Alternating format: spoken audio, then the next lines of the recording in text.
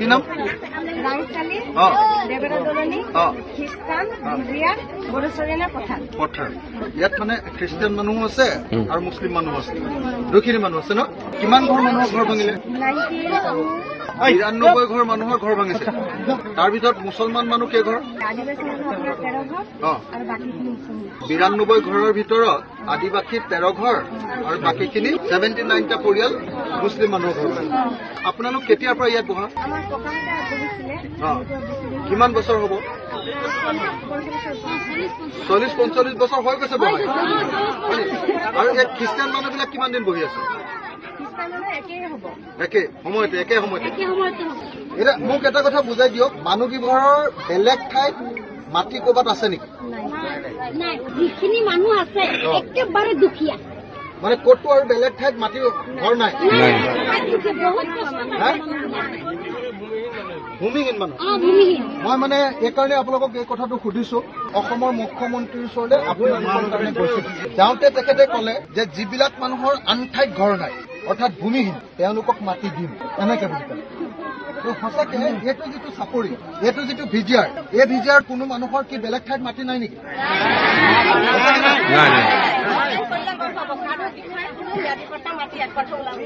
ক'তো মাটি নাই?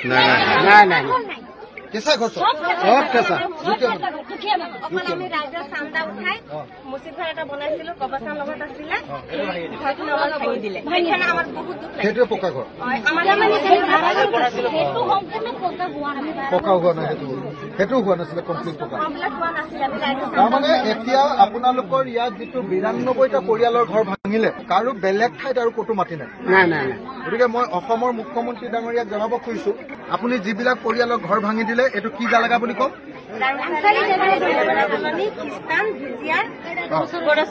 লখিমপুৰৰ ৰাংচালিত য'ত এই ভিজিয়াৰটোত আপোনালোকে মানুহৰ ঘৰ ভাঙিলে, সেই মানুহবিলাকৰ ক'তো আৰু বেলেগত অন্য ঠাইত এক চিকটাও মাটি নাই, তেওঁলোক ভূমিহীন মানুহ।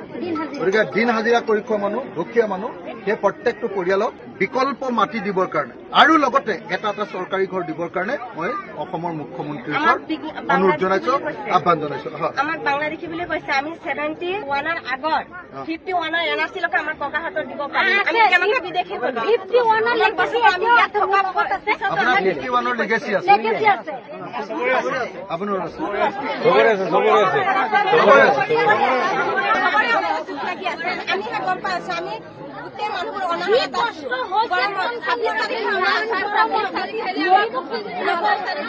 অসমৰ মুখ্যমন্ত্ৰীক মই ক'ব, এই কথাটো ক'ব বিচাৰো, তেওঁ এচিৰ ঘৰ ভিতৰত সোমাই থাকে। আমাক 26 তাৰিখে জানুৱাৰী 26 তাৰিখে 27 তাৰিখৰ পৰা আমাৰ ইয়াৰ পৰা কাৰেণ্টটো কাটিছে।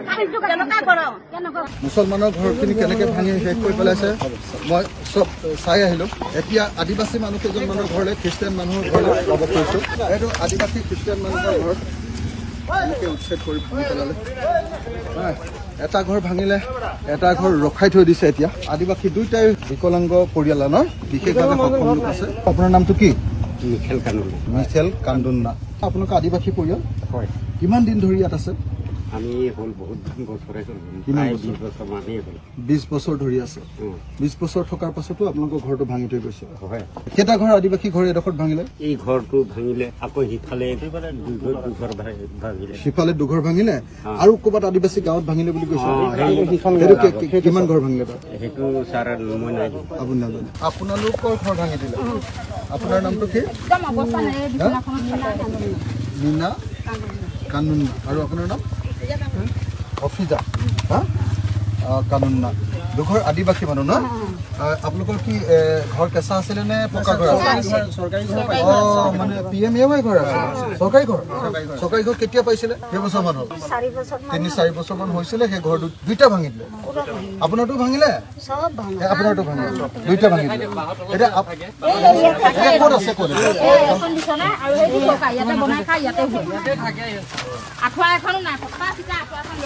অসমৰ বহুত মানুহে ভাবি আছে যে লখিমপুৰত অকল বাংলাদেশী, মুখ্যমন্ত্ৰীয়ে কোৱা অনুসৰি বাংলাদেশী মানুহক খেদিলে। তাৰমানে বাংলাদেশী মানে তেখেতে বুজাব খুজিছিলে মিয়া মানুহৰ কথা। ইয়াৰ আগত যিটো ভিডিঅ' কৰিছিলোঁ, তেতিয়া মই দেখুৱাইছিলোঁ যে কেনেকৈ খিলঞ্জীয়া গৰীয়া মানুহৰ ঘৰবিলাক ভাঙি দিছিলে, অকল ধৰ্মটো তেওঁলোকৰ মুছলমান হোৱাৰ কাৰণে।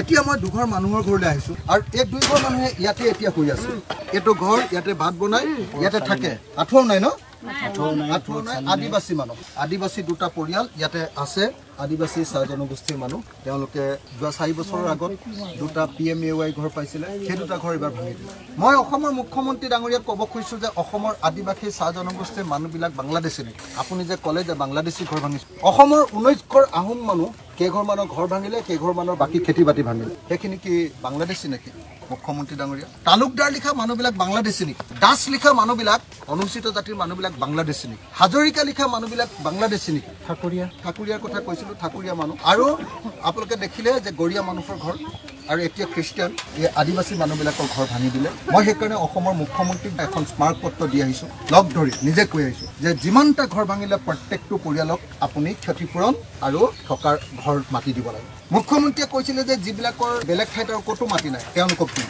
আজি এই দুইটা আদিবাসী পৰিয়ালৰ অন্যটো ক'তো মাটি নাই মাটি আছে নেকি মাটি নাই তো আপোনাৰ ল'ৰা ছোৱালী কেইটা ল'ৰা ছোৱালী 4টা মানুহজন আছে ল'ৰা ছোৱালীকেইটা কিমান ডাঙৰ হৈছে ডাঙৰ হৈছে আপোনাৰ ল'ৰা ছোৱালী কেইটা 4টা আপোনালোকৰ এতিয়া ল'ৰা ছোৱালীকেইটা কেনেকৈ চলাই আছে স্কুল যায় নে নাযায় কেনেকৈ চলি আছে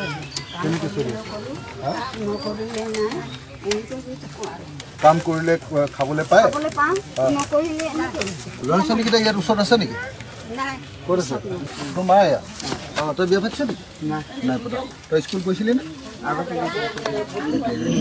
ইয়াৰ দুগৰাকী আই মাতৃ আদিবাসী আই মাতৃ মোৰ দুগৰাকী আই মাতৃ এয়া পুতেক আমাতকৈ সৰু ল'ৰা এনেকৈ হিমন্ত বিশ্ব শৰ্মা চৰকাৰে অত্যাচাৰ কৰি তেওঁলোকৰ ঘৰবিলাক ভাঙি দিলে চৰকাৰৰ PMAY ঘৰ পাইছিলে সেই ঘৰ ভাঙি দিলে আৰু এনেকৈ আমি দেখিবলৈ পাইছোঁ ধৰ্মীয় নিৰ্যাতন চলাইছে সংখ্যালঘু মানুহৰ ওপৰত এনেকৈ নিৰ্যাতন চলাইছে এইটো দুৰ্ভাগ্যজনক 4টা পৰিয়াল থকা দুটা পৰিয়ালক সম্পূৰ্ণৰূপে ভাঙি শেষ কৰি পেলাইছে মুখ্যমন্ত্ৰীয়ে কৈছে বাংলাদেশী ঘৰ ভাঙিছোঁ এয়া আদিবাসী খ্ৰীষ্টিয়ান মানুহৰ ঘৰ ভাঙি পেলালে ইয়াৰ আগত আৰু এটা ঘৰ আমি দেখুৱাই আহিলোঁ কেনেকৈ অসমৰ মুখ্যমন্ত্ৰীয়ে অকল খালি ভোট লাভ কৰিবৰ কাৰণে যে মুছলমানৰ ঘৰ ভাঙি দিলে হিন্দু মানুহৰ ভোট পাব এই বুলি এফালৰ পৰা ঘৰ ভাঙি গৈছে অসমৰ মানুহক এনেকৈ মানৱতা ধ্বংস কৰি পেলোৱা হৈছে মানৱতাৰ বধ্যভূমিত পৰিণত কৰি পেলোৱা হৈছে মন গ'লে উচ্ছেদ চৰকাৰৰ কিবা বিপদ আহে তাক লুকুৱাবৰ কাৰণে উচ্ছেদ ঘৰ ভাঙি দিয়াৰ লগে লগে বাকীবিলাক কথা তল পৰে উচ্ছেদ কৰাৰ কথাটো ডাঙৰ এইটো হ'ল চৰকাৰৰ ৰাজনীতি মই অসমৰ মুখ্যমন্ত্ৰীক দাবী কৰোঁ এই দুগৰাকী আদিবাসী আই মাতৃ মোৰ লগত আছে এই দুইগৰাকী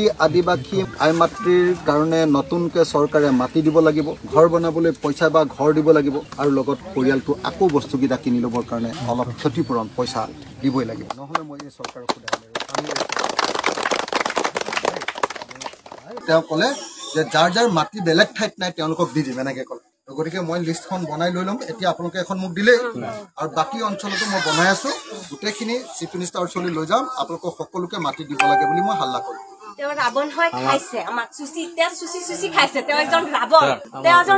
মুছলমান মানুহ আৰু আদিবাসী এই অঞ্চলৰ মানুহখিনিয়ে আটাইতকৈ দুখীয়া মই এতিয়ালৈকে যিমান ঘৰ চালো আটাইতকৈ দুখীয়া আৰু এওঁলোকৰে অন্য ঠাইত ক'তো এক টুকুৰাও মাটি নাই ভূমিহীন মানুহ নহয় তো এয়া মই আদিবাসী আইগৰাকীৰ লগত আছো এয়া মই এগৰাকী আদিবাসী বৌৰ লগত আছো এখেতসকলে 7টা পৰিয়াল একেলগতে এখন চালিৰ তলত বসবাস কৰি আছে অসমৰ মুখ্যমন্ত্ৰীয়ে কৈছে যে তেওঁ বাংলাদেশী ঘৰ ভাঙিছে মইতো ইয়াত আহি আদিবাসী খ্ৰীষ্টিয়ান মানুহৰ ঘৰ দেখিলো মইতো ইয়াত আহি গৰীয়া মানুহৰ ঘৰ দেখিলো মইতো ইয়াত আহি আহোম মানুহৰ ঘৰ দেখিলো মইতো ইয়াত আহি তালুকদাৰ মানুহৰ ঘৰ দেখিলো ভাঙি দিয়া ইয়াতো আহি মই দাস মানুহৰ ঘৰ মানে কৈবৰ্ত মানুহৰ ঘৰ দেখিলো আৰু মুছলমান যিবিলাকক তেওঁ বাংলাদেশী বুলি ক'ব খুজিছে সেই মুছলমান মানুহবিলাকে আটাইবিলাকে চিঞৰি কৈছে যে 1951 চনৰ লিগেচি ডাটা 1951 চনৰ NRC তেওঁলোকে দিব পাৰিব সকলোৰে আছে তাৰ পাছতো তেওঁলোকৰ ঘৰ ভাঙি দিয়া হৈছে এইটো অন্যায় সেই অন্যায়ৰ আমি বিৰোধিতা কৰিছো মুখ্যমন্ত্ৰীয়ে কৈছিলে যে সকলো ভূমিহীন মানুহক মাটি দিব